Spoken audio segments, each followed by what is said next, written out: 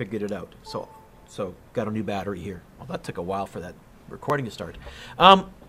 Okay, more than one mass. This is the famous Atwood machine. I think it was Jordan who said, Mr. Dueck, how come you said this? I gotta be fussy. Technically, all pulleys have their own mass and have friction, and ropes have mass. That makes the question extraordinarily difficult. In fact, if you think about it, as this, which one's bigger? This one. As this moved down, you'd be getting more and more and more and more and more and more rope, which would actually change the mass every split second. You need calculus to solve that. So in the interests of keeping the math nice, which I've been doing all year long actually, we're going to do close physics, but most of the physics I'm going to be teaching you this year is wrong.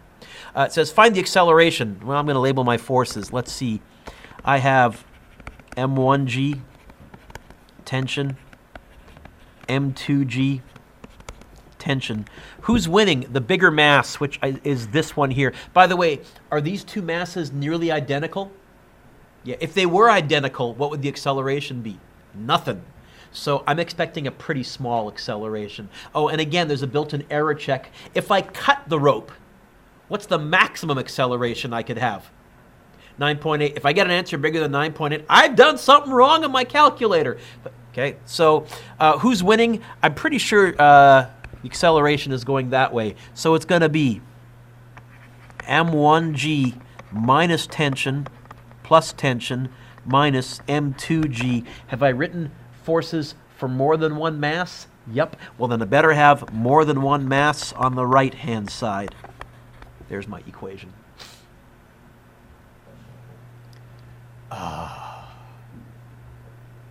Why am I so relaxed? I can get rid of tension. This is like being on a beach in Hawaii. You lose tension. You would know, unless you're Jordan and aren't careful when you're doing the waveboarding, but that's a whole other issue. Hey, Spence, what's this question you asked me to find? I'm going to get the A by itself right now. How would I get the A by itself? How would I move that there bracket thingy over? Divide it. So it's going to be on the bottom M1 plus M2, and it's going to be M1G take away M2G. It's going to be, what were the masses? 21.3 times 9.8 minus 19.6 times 9.8 all over 21.3 plus 19.6. Is there more than one number on the top? Yeah, brackets. Is there more than one number on the bottom? Yeah, brackets. Bracket. 21.3 times 9.8 minus 19.6 times 9.8. Did that type right? Yep. Divided by bracket. 21.3 plus 19.6. And I get, told you we're going to get a small acceleration. 0.407? 0.407 what? Meters per second squared. Which way? Well, you'll notice I don't ask for a direction here. Well, one's going down, one's going up. It'd be confusing to ask for a direction because both are occurring. 4 marks. And how? Well, first of all, if you got it right and you showed some work, 4 out of 4. Otherwise, conveniently, it looks like I almost have 1, 2, 3, kind of 4 steps. So there you go. There's your 4 marks is probably what I would do. Again, you'll notice, Noah, how much do I give for getting the right answer? Only 1 out of 4. I really don't care about, I care much more about the method. Much more about the method. Okay. Find the tension in the cord. Okay. I'm going to use the one where tension is the winner. I'm going to look at one mass. I'm going to use mass 2. If you did it from using mass 1, I'll ask afterwards and I'll quickly walk through it. But if I use mass 2, I get tension minus M2G equals M2A. Is that legal in physics? Did I only look at one mass? Yeah, well then I'm only going to have one mass on the other side too. Question, Kate? You did about, oh, okay. Did you use mass 1? Yeah, but... Then you might be okay. Patience. I'm going to plus that to that side. Tension is going to be M2A plus M2G. Tension is going to be M2, 19.6, A, 0.407, although I'm going to use my answer button, haha, plus 19.6 times 0.407. No, not times 9.8, Mr. Dueck. That would have given me a small tension. 19.6 times answer button plus 19.6 times 9.8. Do you get a tension of, 200 newtons? Like almost even? No? Yes? See some people nodding. I would probably, let's see, 1, 2, 3, I got 4 lines. Yeesh. I'd probably give you 1 mark if I saw that, 1 mark if I saw that, and 1 mark for the answer. Did you do yours with tension 1? Okay. Mass 1? And did you get right answer? So I'll walk through it. 217? It is 200, isn't it? It's 19 points. I got the right mass. Did I do a typo? 19.6 times answer button plus 19. Okay, I think I'm right. Really quickly, using mass 1, you would say to yourself, self, who's winning? M1G. Who's losing? It's going to be M1G minus tension equals M1A. This is where I guess you might have made a mistake. I'm going to plus that there. I'm going to minus that there. So I'm going to end up getting M1G take away M1A. That equals tension. I'm going to guess if you got 217, you might have a plus sign there. Pretty good. I can actually figure out what your mistake was. I would give you 2 out of 3. Okay? Do you want me to keep going? Did you have a minus sign there? Yeah, okay. Okay.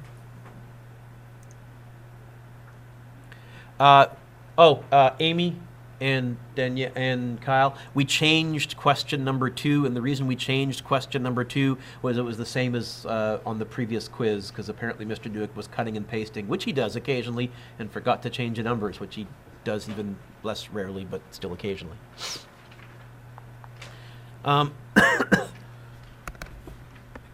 There's my skier. They want the force. Okay, a force. Did they say net force? Because if it was net force, I could just go MA. Nope, they want the force required to keep the skier moving at a constant speed. I have gravity down, normal force up, applied force, which, by the way, I think that's what I'm trying to find, and friction. How come I drew friction the same length as the applied force? Because it says, yep, someone whispered that, constant speed. Noah, at the end of class, before I forget, stick around. You're not in trouble. We'll talk, okay?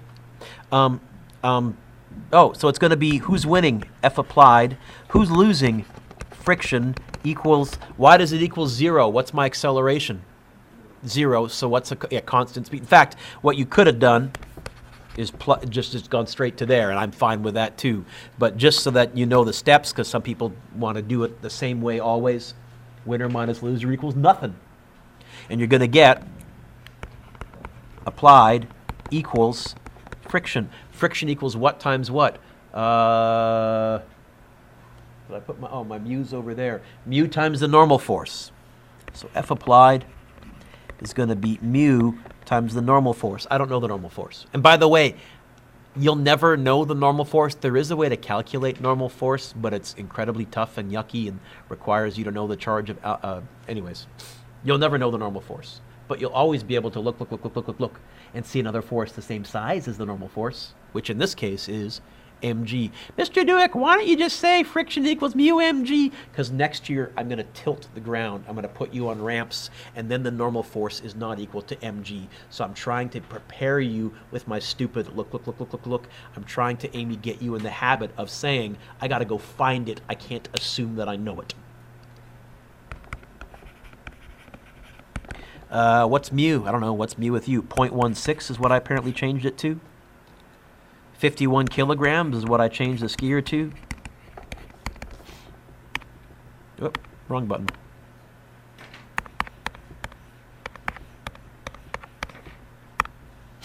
$79.9. Oh, I guess it's going to round to 80.0. In fact, really, I should probably go to 2 sig figs. So I'll go 80 dot. newtons. 3 marks. I would give you 1 mark if I saw that. I would probably give you 1 mark if I saw friction equals mu times the normal force, and 1 mark for the answer. But if you got the right answer, 3 out of 3. Turn the page. Okay. No friction. Okay. Kyle, what do they want me to find here? Yeah. Sorry, other Kyle, but it's 2 Kyles. I need to find a way to keep you apart. I don't know. I'll figure something out. I agree. Kyle, who's winning? And this, just look at the numbers. Who must be winning? Yeah. Why? It's bigger. Okay, so to the left is going to be winner. To the right is going to be loser. My equation is going to be winner minus loser equals MA. Only 1 mass, so only 1 M in my equation. What did you say they wanted me to find? Oh, get the A by itself, divide by the mass. The acceleration is going to be divide by the mass, which is 12. And I can go through, I can do this in my head. 60 take away 36 is 24. 2 meters per second squared to the left. 1 mark. That's to give you an idea of kind of some of the multiple choicey questions you might see on your test. Consider the following diagram. This diagram is considered. Draw a free body diagram. Okay. Right there is the mass. By the way, if I ask you to draw a free body diagram and I give you space below the question, draw it there. I know you could label the forces on the picture, but if I say draw the free body diagram, draw it down there. Hey, what are the forces acting on this? Get the obvious one. Darn right. Is it sinking into the ground like quicksand? No. Is it flying into the air like Superman? No. Well, then there must be another force up. What do we call that one? The normal force, the force that's normally there. By the way, it's actually called normal because the word normal means 90-degree angle, and it's always at a 90-degree angle to the surface. What else?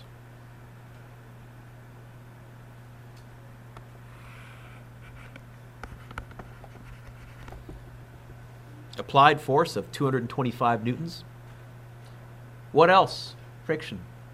Which way? Left. Bigger, smaller, or the same size? I suspect smaller. I could actually crunch the numbers, but I'm pretty sure it's smaller.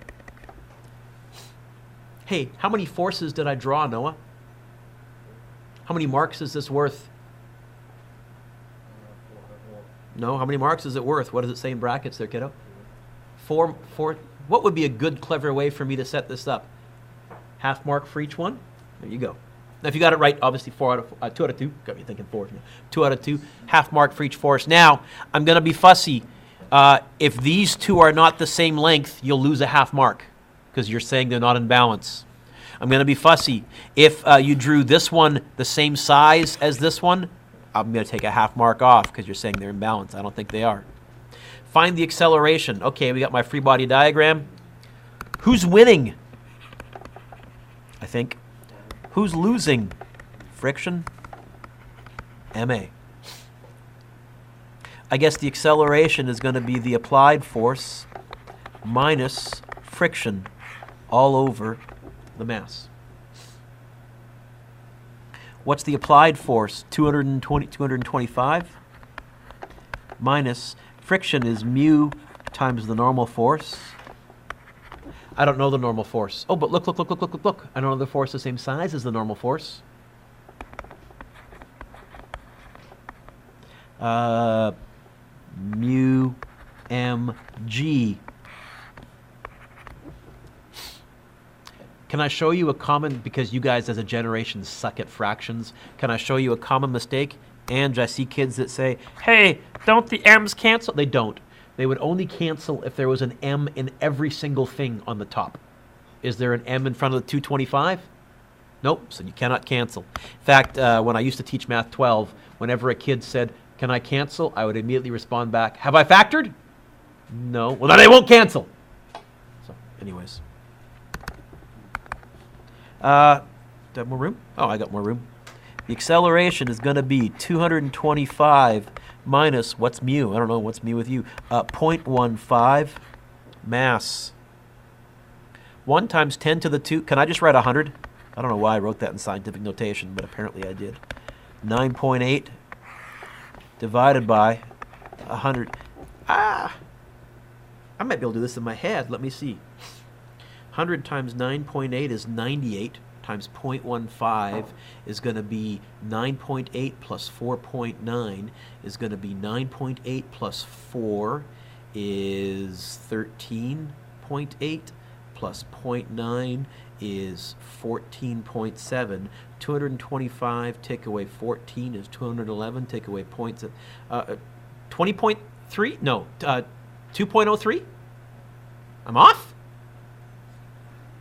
I thought I was on a roll there. Really, Dueck?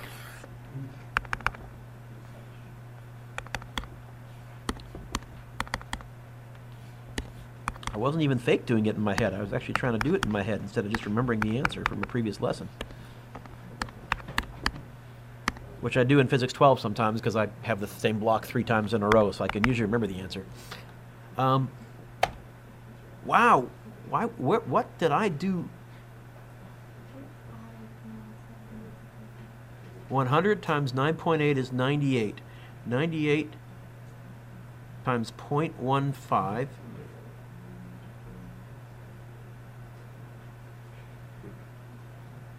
One hundred times 9.8 is not 9.8. 100 times 9.8 is 980 times 0.15, which would be 98 plus 49, which would be basically 150. It's going to be very close to 75 divided by, oh, boy, I'm sad.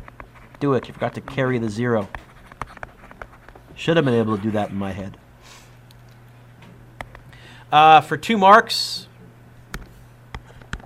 half mark, half mark, half mark, half mark. But if you got the right answer, 2 out of 2. Can you give yourself a lovely score, please, out of, count 'em, 15? I think your answer for B is wrong.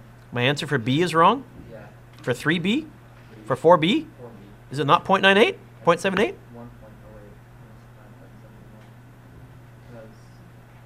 Because Let me double check. force of friction is 147 newtons. Force of friction is 147 newtons? Yes. It's 225 minus point. First of all, have I made a typo? 25. Okay, never mind. Oh, there you go. Wrong applied force? I thought it was 255. There you go. I thought that for a second too when you asked and thought maybe I'd made that mistake. You know what? I think I used a 255 in an earlier question somewhere. Okay. So I give you 1.5 out of 2. Can you give yourself a... So, gravity. Oh, perfect timing. It starts to upload. Gravity. Anybody not have the notes from last day? Sheepishly fess up and I'll get you a copy. Ready? Good. Now, on the Earth, we have a shortcut. We can just use that. But as you go further and further and further from the Earth, the force changes. So on the Earth, I use mg, but as soon as we go cosmic, I use the law of universal gravitation. Yep. We had this up, and I said, oh, it turns out because there's a squared on the bottom, first of all, because distance is on the bottom, as you get further away, gravity gets weaker. But because it's squared, if you go twice as far away, gravity is 4 times weaker.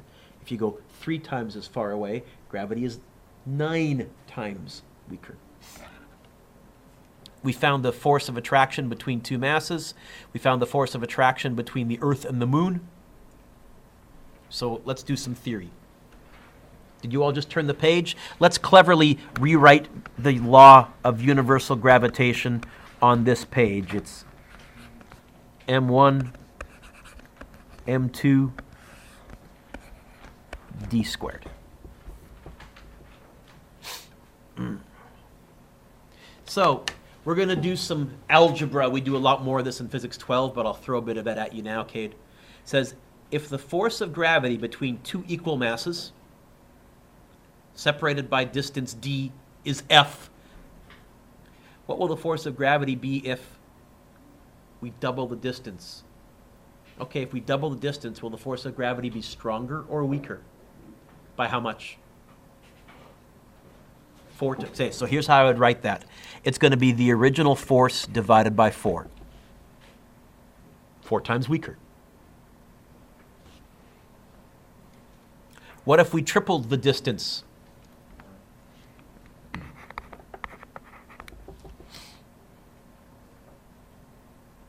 So, by the way, what this means, for example, is if and when we do go to outer space, I mean, we did the moon in the 60s, and I'd love to redo that again, or Mars, or whatever. The further we go from the Earth, the less fuel you have to burn to maintain the same acceleration, because the force gets weaker and weaker and weaker. Hey, what if I quadruple the distance? Yep.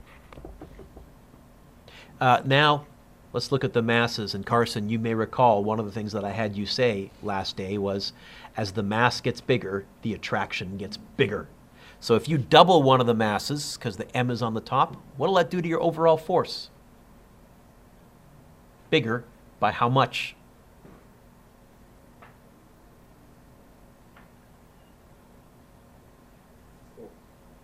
Is there a squared on the masses? And we're only doubling one mass? Twice as big. I'll say 2F. Cade, what if I doubled both masses? Well, that would give me, and you're kind of imagining, that would give you an extra 2 there and an extra 2 there, which in the front would become a what? A 4. Let me erase those so I don't gum up the formula.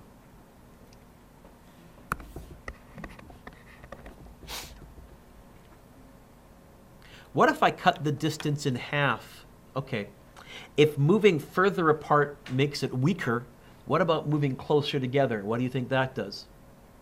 Stronger. So if we cut the distance in half, the force is going to be bigger by how much? If we go twice as close, that's really the way of saying cut the distance in half.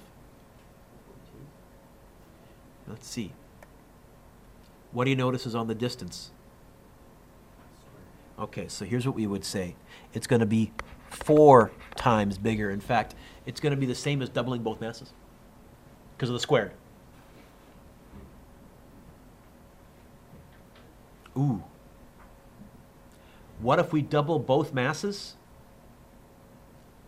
and we double the distance? If you double both masses, that makes it 4 times bigger. And if you double the distance, that makes it 4 times smaller. What did you say? You were right. Yeah.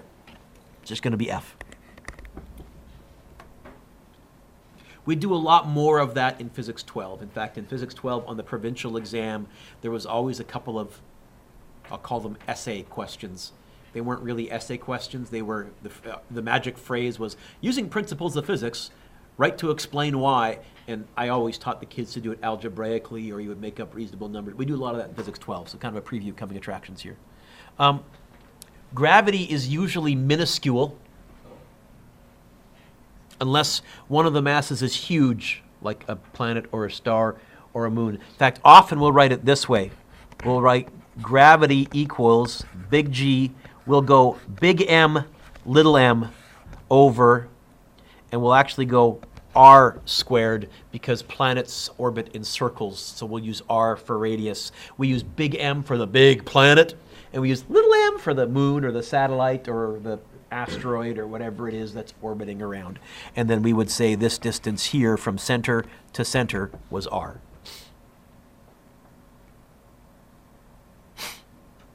All right. So assume that the mass of the Earth is 5.98 times 10 to the 24th kilograms. It is. And its radius is 6.38 times 10 to the 6th meters. It is. Find the force that the Earth exerts on a 50-kilogram person on its surface. Okay. The force of gravity is going to be big G, big M, little m, all over r squared or d squared, the distance from the center to the center.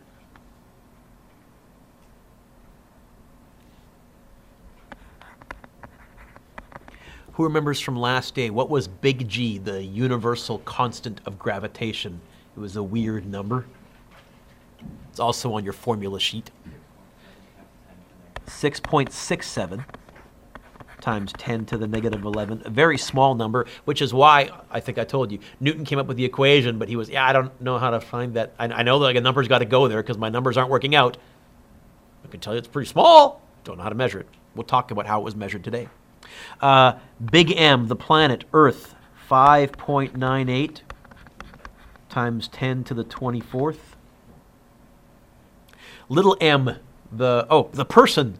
What's the mass of the person? 50. And then it's going to be the radius, the distance from the center of the Earth to the center of the person, which is 6.38 times 10 to the 6th. And then it's squared. I made a note that you could ignore the height of the person in relation to the radius of the Earth, because someone always says, well, shouldn't we add the height of the person? You can add 1 meter to 6.38 times 10 to the 6th. It's still going to be 6.38 times 10 to the 6th if we go to 5 or 6 sig figs. Try that on your calculator because, again, you need to practice your scientific notation buttons. But I'm going to do this in my head. Really, Mr. Dueck? I think so. Subtract. I think I can do this. Let me track the numbers here. I think you're going to get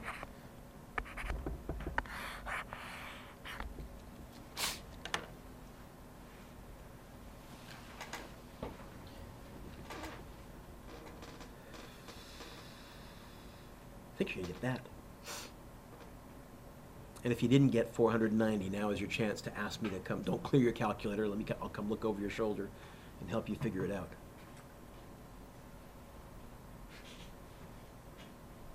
Remember, if you're using your scientific notation button, you're not going to type a times or a 10 to the. You would just go 6.67, scientific notation button, negative 11. By the way, I think it's like 489.98 or something. Like it's really close to 490. Is it not? It will be. It should be. Ought to be. Anybody want some or need some calculator help? I'll be happy to help.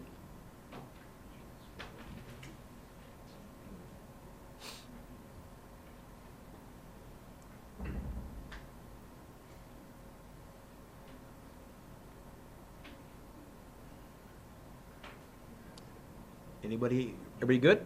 You all got that? Yeah? Ooh, we're doing better. This is good.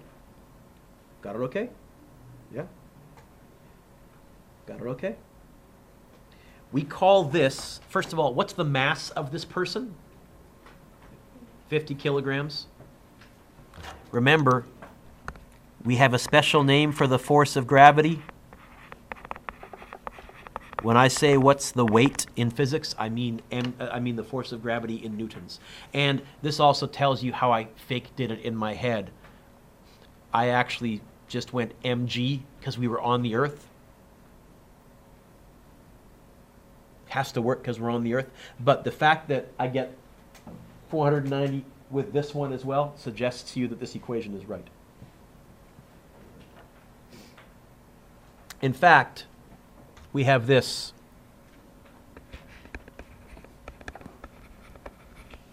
And we have this.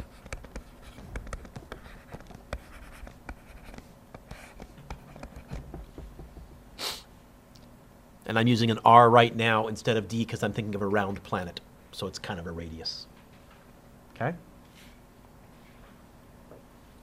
Noah, my friend, what's sitting right there? What letter? What letter is sitting right there? So that M and that M are the little mass. Here's what that means. It means, I guess, another way to calculate G is this.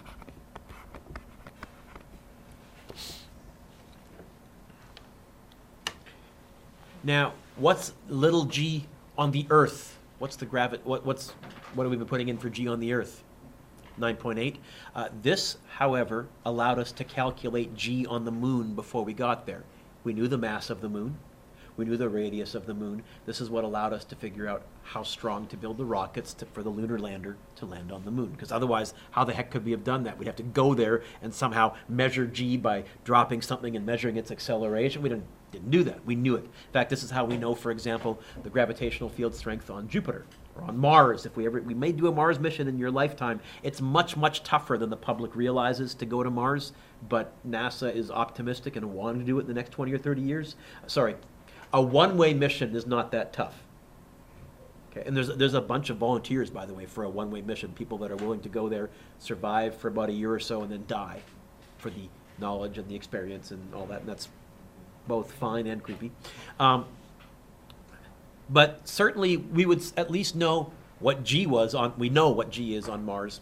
That's how we were able to land all our rovers on there. Turns out, because there's the shortcut method for calculating gravity and the longer universal method, really what we must be doing is finding a shortcut way for calculating little g, the gravitational field strength, the acceleration due to gravity. So, on the next page, up until now, there have been two ways to determine the gravity field of a planet. The second way is the experiment that we did in the stairwell where you guys dropped objects and timed them and found how long it took them to fall. You treated it like an acceleration. The second way comes from F net equals ma, mg equals ma. The second method was to say, we did that one. Now we got lousy answers because of lousy equipment, but you can imagine, Noah, if we had accurate data, we would have got the 9.8 bang on. The first way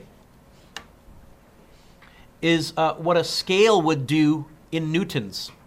If you hung a mass on a spring scale in newtons, you could calculate the gravitational field. It would be whatever force the scale read divided by the mass. So for example, if somehow we had Star Trek technology and we went onto the moon and we hung a 1.6 kilogram mass on the moon, a 1 kilogram mass on the moon, we would find that the scale pulled down with 1.6 newtons, because I know that G on the moon is about 1.6.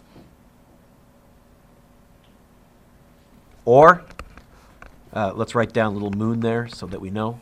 Or,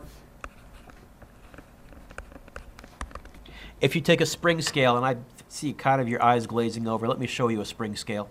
So G on the Earth, if I put 1 kilogram, it would pull with 9.8 newtons.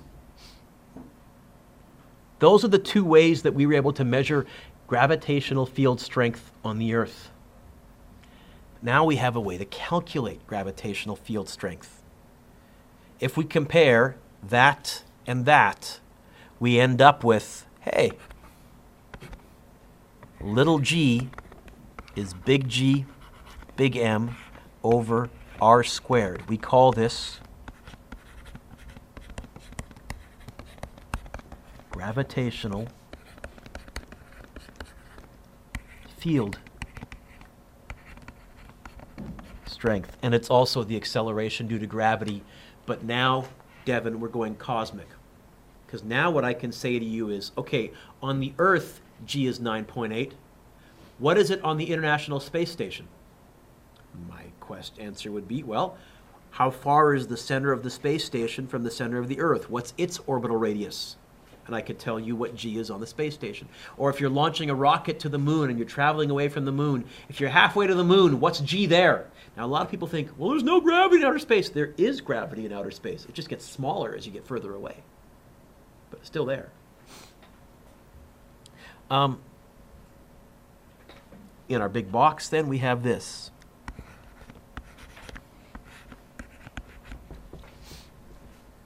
Gravitational field strength. I'll even write that word again. Gravitational, that phrase, field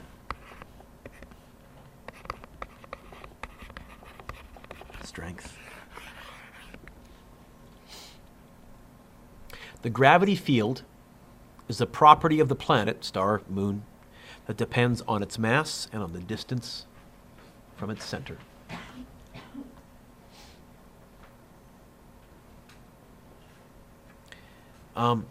This last property is useful because it provides us with a means to calculate how heavy the Earth is.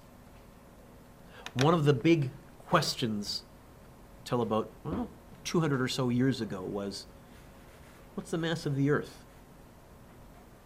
And what they had done to calculate it, I kid you not, Colin, is they had simply dug up many, many shovelfuls of earth.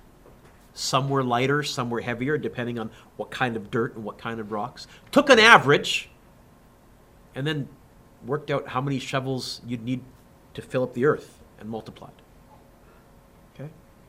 Which is actually not that tough. We've known the radius of the earth actually for about 2,500 years. There was a Greek named Eratosthenes who calculated the radius of the earth accurate to about 2%. The curvature of the earth is very easy to measure, and you just continue the curvature all the way around. That's not that hard. In fact, under the old curriculum, it was a high school geometry question, finding the radius of the earth. No problem. But the mass. Put your pencils down, look up.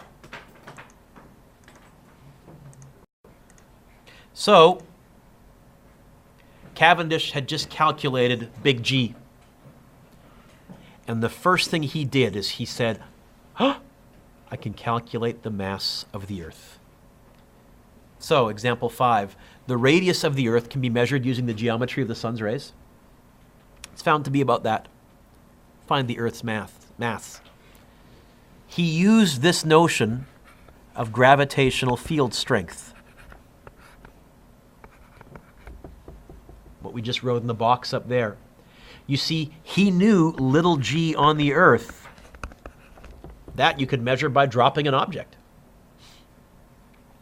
He knew the radius of the Earth. In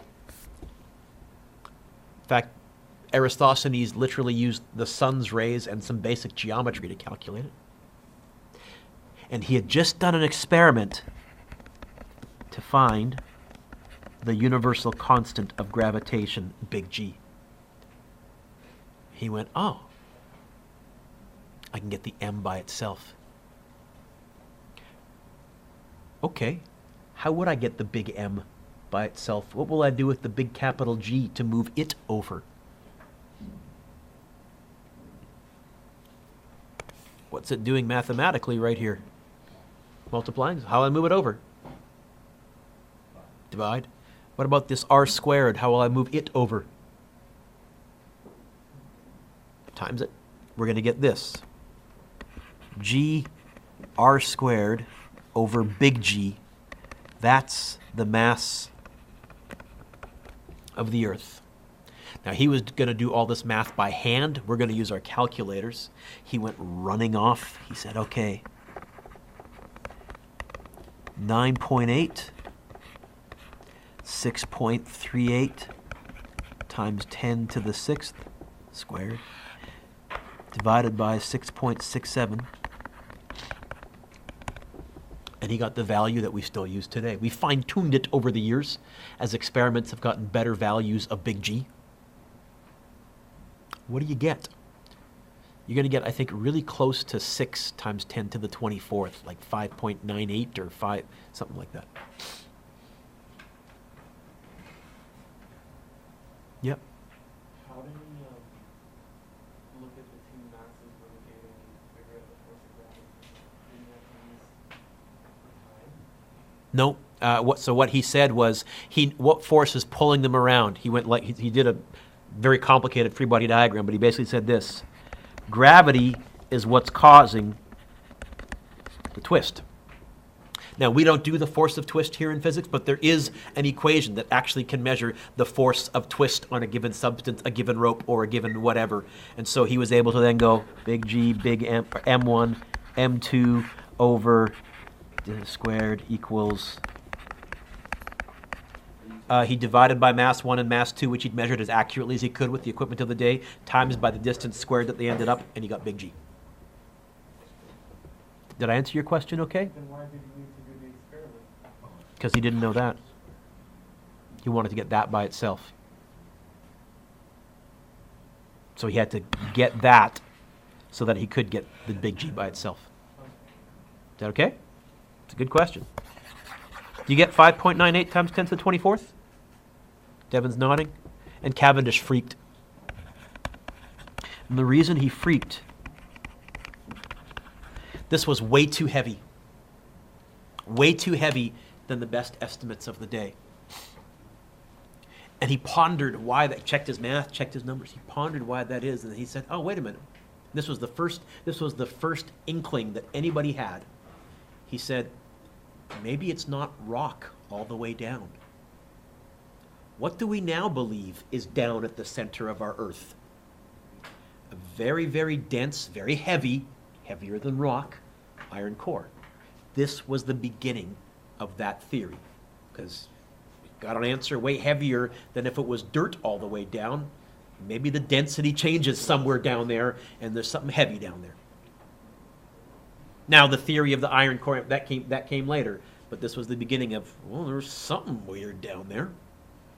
By the way, we really don't know all that much about what's beneath us. Furthest we've only gone is about 5 or 6 kilometers down, not very far. There could be weird stuff down there that we haven't figured out, but what we think is all based on theories to explain how the Earth has a magnetic field, how this mass occurs, and all that stuff. How many more am I doing? 1, 2, a couple more. Good.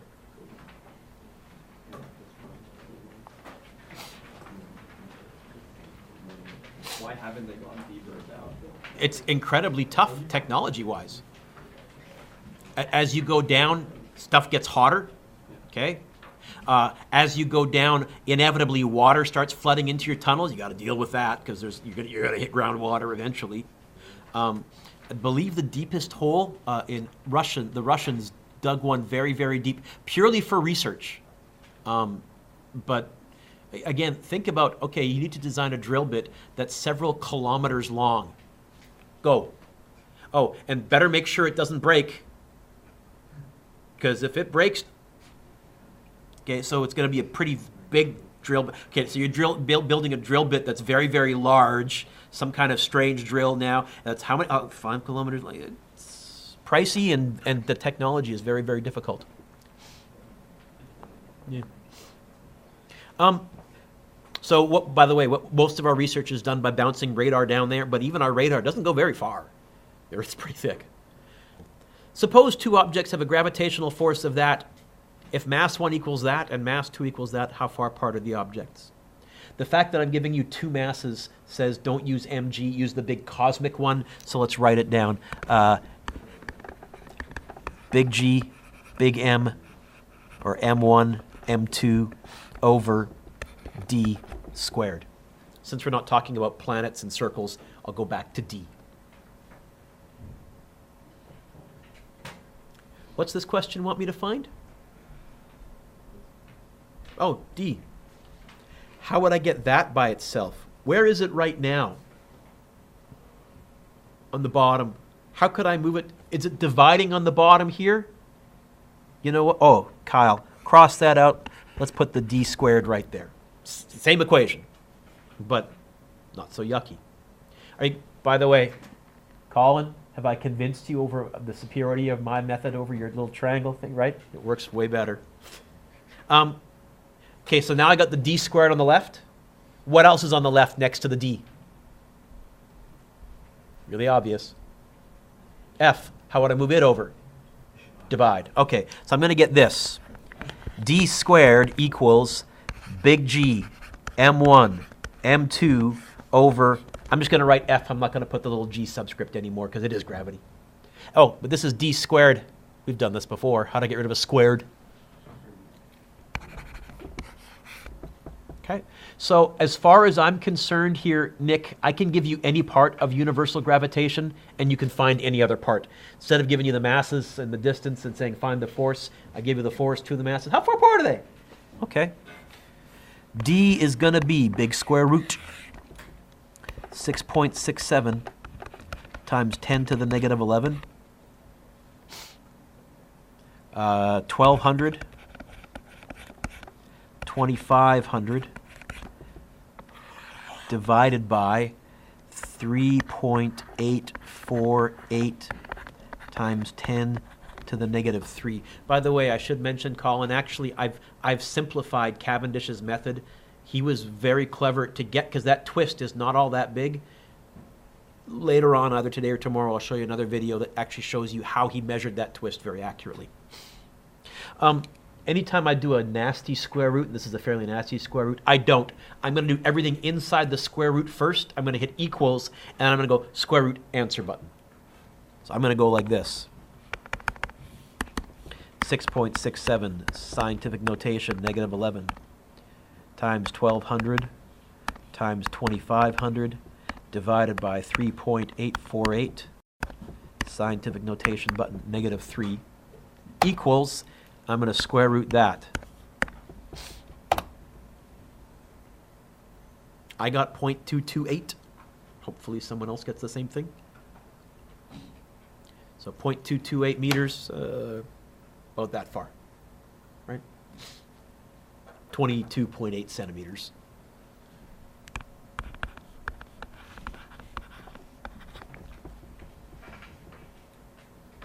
So that's, I'll tell you, finding a distance, what you're going to get on a quiz. Or, you know what? Instead of saying find how far apart, how about if I give you the force, how far apart in one of the masses, find the other mass. Okay. Find a mass. If the gravitational force between two objects of equal mass, oh, this is going to be important, underline the concept, equal mass, is that? What's the mass of each object? Okay, there's more than one mass. We're doing Newton's cosmic gravitation, universal law of gravitation. So I'm not going to write mg, I'm going to write m1. Oh, wait a minute, are both the masses the same? Then instead of writing m1, m2, I'm just going to write all over d squared. Although, wait a minute, what's a better way to write m times m?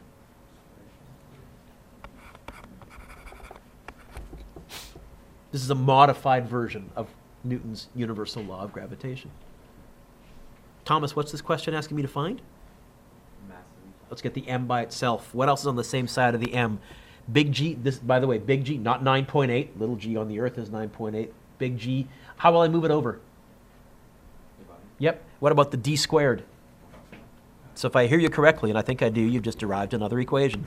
You went m squared equals f big G all over, no, you said divide by G and times by D, didn't you? Good gosh, Dueck, listen to your students. They're smarter than you. Is that what you said? This is m squared. How do I get rid of a squared? Yep. And why is it m squared? Because they said equal masses. Okay. Now it's plug and chug. Yeah, complicated plug and chug, but plug and chug. The force, big square root, Mr. Dueck, 4.6 times 10 to the negative 8. D5 squared divided by 6.67.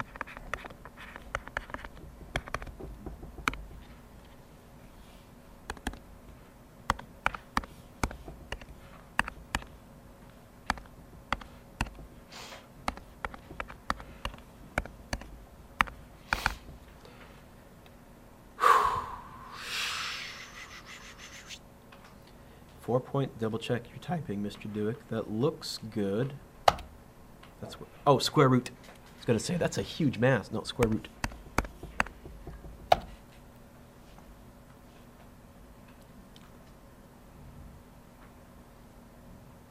Get the same thing, Nick?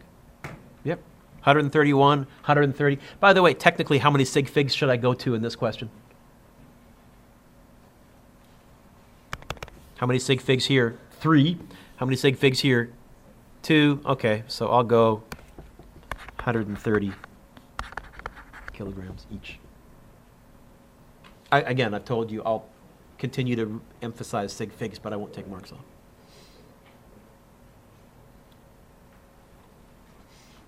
How does a black hole work?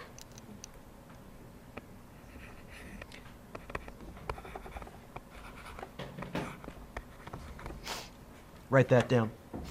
This is the gravitational field anywhere in the universe. On the Earth, it's 9.8.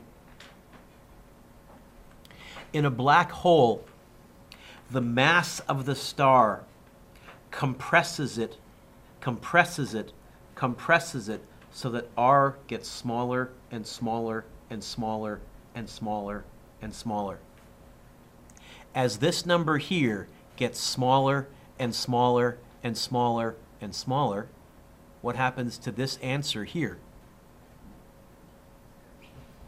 Remember? Sorry? It gets bigger and bigger. In fact, it's squared. It gets bigger and bigger, bigger, very, very fast. So a black hole essentially has a radius of 0, which means you have a gravitational field that approaches infinity. We joke that a black hole is where the universe divides by 0, because it sort of does. What it would be like to fall into a black hole? So I'd like you to imagine that somehow we've conquered time and space, and you're in a spacesuit, and you've decided to nosedive into a black hole. The problem is the black hole's gravitational field is so strong that the difference in little g between your toes and your head would be very significant. Here on the Earth, the difference between g, between my toes and my head, is so small. It's really 9.8 everywhere, although maybe on the 40th decimal place it might make a difference. But with a black hole's gravitational field, the difference in g between your toes and your head would be significant. If you're going head first, your head would be getting tugged in faster than your feet. You begin to stretch. And at first, feel pretty good. What's the first thing that you do when you get up in the morning? Stretch. But very, very quickly, the stretch would outdo any torturer's rack ever invented in history. It would stretch you, it would stretch you. In fact, eventually the force of the stretch would become stronger than the molecules that hold you together, and you would bifurcate. You would split in half. And each of those halves would split in half, and each of those halves would split in half, and each of those halves would split in half. Not only that, though, it turns out the gravitational field strength of a black hole is so strong that it actually warps and curves space itself. The dimensions of space would be compressed. Not only would you be stretched, but the molecules of your body would be compressed and you would be extruded like toothpaste through a tube. And we have a name for that. We call it spaghettification. One of the best names in physics. True story. When you fall into a black hole, you get spaghettified.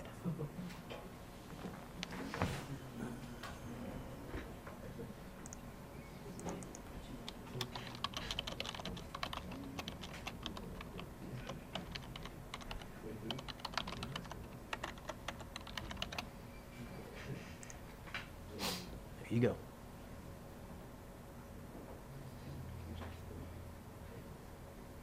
But I love the fact, Natalia, that all of that comes out of a very simple math rule. And what's the math rule? Hey, you can't divide by 0. There's a reason why in math you can't divide by 0, because it gives us issues in the universe as well. If you have a star that collapses so that its radius is so small as to be approaching 0, you're going to get an astronomically large black hole.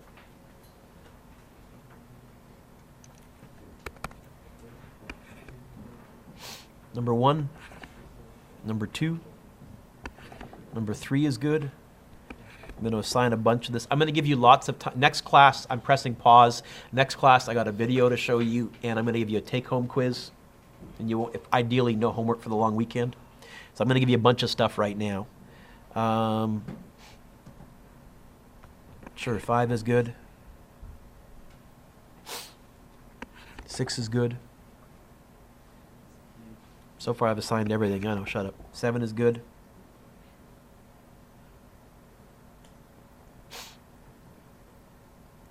Oh, heck. 8 is good. I'll skip 9. 10 is good.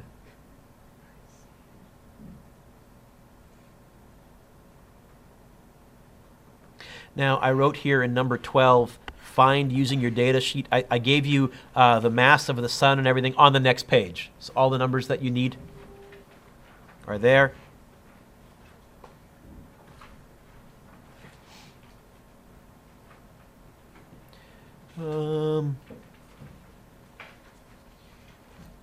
We'll We'll try 13 as well.